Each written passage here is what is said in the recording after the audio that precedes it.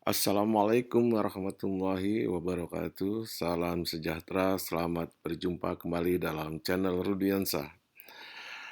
Pada video saya sebelumnya telah dijelaskan bagaimana analisis model IRIO ini diterapkan untuk analisis kolom untuk Provinsi DKI Jakarta.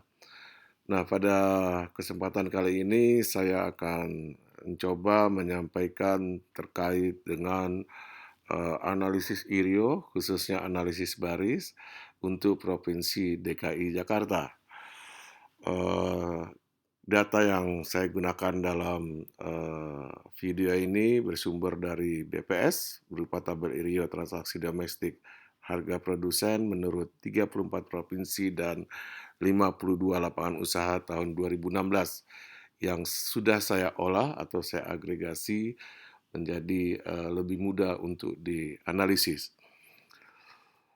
Baik, jadi seperti saya sampaikan video sebelumnya bahwa tabel IRIO ini memperlihatkan perdagangan antar provinsi, ya, eee, dan keterkaitan antar produk di masing-masing provinsi. Nah, IRIO ini bisa kita lihat menurut baris dan menurut kolom, ya.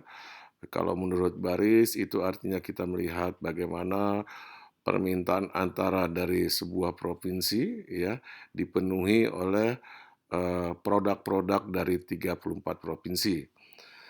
Nah, sekarang kita akan melihat menurut kok baris, ya, itu artinya kita melihat bagaimana output dari masing-masing provinsi dan masing-masing produk, ya, dialokasikan atau didistribusikan untuk memenuhi permintaan 34 provinsi, baik itu permintaan antara maupun permintaan akhir.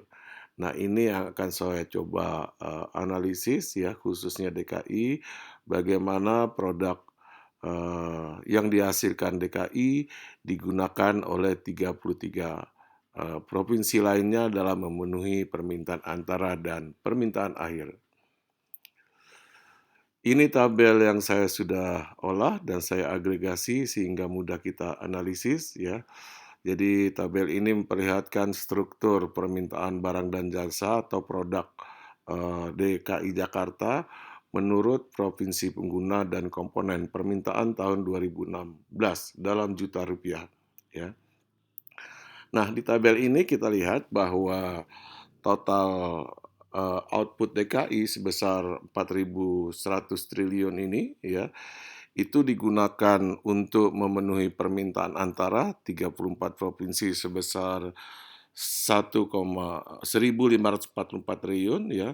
Kemudian untuk konsumsi rumah tangga 1.087 triliun dan seterusnya, ya.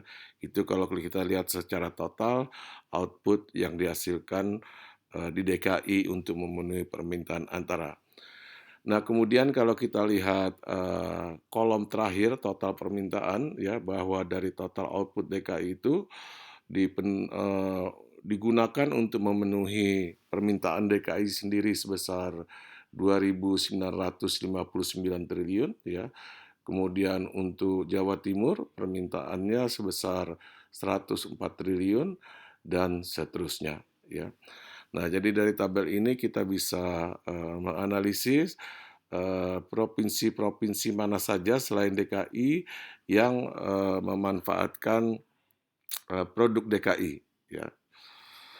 Nah, kalau kita buat dalam persentase, ya, di sini kita lihat, ya, bahwa 72% output DKI itu digunakan oleh DKI sendiri, ya, sedangkan digunakan oleh Jawa Timur sebesar 2,54%, kemudian Jawa Barat 2,33%, dan Sumatera Selatan 1,22%, ya. Nah, jadi di sini kita bisa lihat bagaimana output DKI ini digunakan oleh DKI sendiri, ya, dan digunakan untuk ekspor luar negeri, serta yang paling penting adalah digunakan oleh 33 provinsi lainnya baik itu untuk memenuhi permintaan antara maupun permintaan akhir, ya. Sering disebut bahwa output DKI ini adalah ekspor DKI, ke 33 provinsi lainnya, ya. Nah, untuk melihat lebih jauh, produk atau industri atau lapangan usaha mana saja yang, eee, menggunakan produk ini, ya, saya ambil contoh misalkan, Jawa Timur, ya, itu 0,93 permintaan antaranya. Kita bisa melihat lebih jauh lapangan usaha mana saja yang menggunakan 0,93% ini pada tabel, IRIO yang lebih detail, ya, yang ukuran 54 lapangan usaha atau 54 industri. Jadi kalau berminat silakan, dianalisis lebih jauh terhadap tabel yang lebih rinci. Nah, di sini dalam grafik ya kita bisa lihat bahwa, output DKI itu untuk memenuhi DKI sendiri 72%, kemudian ekspor luar negeri 8,17% ya, kemudian Jawa Timur 2,54%, Jawa Barat 2,33, dan Jawa Tengah 1,41. Ini, tampilan dalam bentuk grafik bagaimana, distribusi output ya untuk memenuhi, permintaan, eee, di 33 provinsi. Nah, berikutnya, adalah neraca perdagangan DKI Jakarta dengan 33 provinsi lainnya tahun 2016 ya. Di sini kita bisa lihat ya bahwa perdagangan produk DKI dengan 33 provinsi lainnya pada umumnya, mengalami surplus. Artinya ekspor DKI lebih besar daripada import DKI terhadap 33 provinsi lainnya, ya.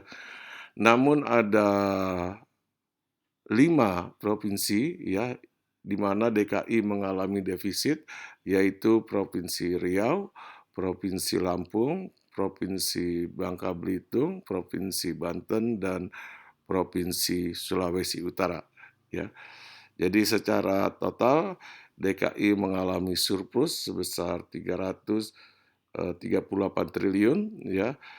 Namun, ada 5 provinsi di mana DKI mengalami defisit, neraca perdagangan. Nah, kalau kita lihat, neraca perdagangan dalam bentuk grafik ya seperti ini, ada 5 provinsi ya, yang mengalami defisit yaitu Riau, Lampung, Babel, Banten, dan Sulawesi Utara. Nah, dari, uraian saya di atas ya kita bisa, simpulkan bahwa analisis baris IRIO ini, terlihat ekspor terbesar produk DKI Jakarta itu adalah digunakan oleh Provinsi Riau, Sumatera Selatan, Jabar, Jateng, dan Jatim, ya. Maknanya adalah jika pasokan barang dari DKI Jakarta terganggu, maka perekonomian 5 provinsi tersebut juga akan ikut berpengaruh. Seberapa besar pengaruhnya dapat diukur dengan analisis selanjutan, yaitu analisis keterkaitan dan analisis dampak, ya, yang mungkin dalam video selanjutnya akan saya sampaikan. Kemudian berdasarkan neraca perdagangan DKI ya, Jakarta dengan Riau, Lampung, Babel, Banten, dan Sulut tadi sudah saya perlihatkan mengalami defisit ya. Apakah mungkin ke depan dengan 5 provinsi ini bisa mengalami surplus ya? Kita lihat saja datanya bagaimana, terutama sekarang sudah 5 tahun ke depan, ini kondisi 2016, sekarang sudah 2021. Demikian yang dapat saya sampaikan, lebih dan kurangnya mohon maaf. Assalamualaikum warahmatullahi wabarakatuh. Salam sejahtera bagi kita semua.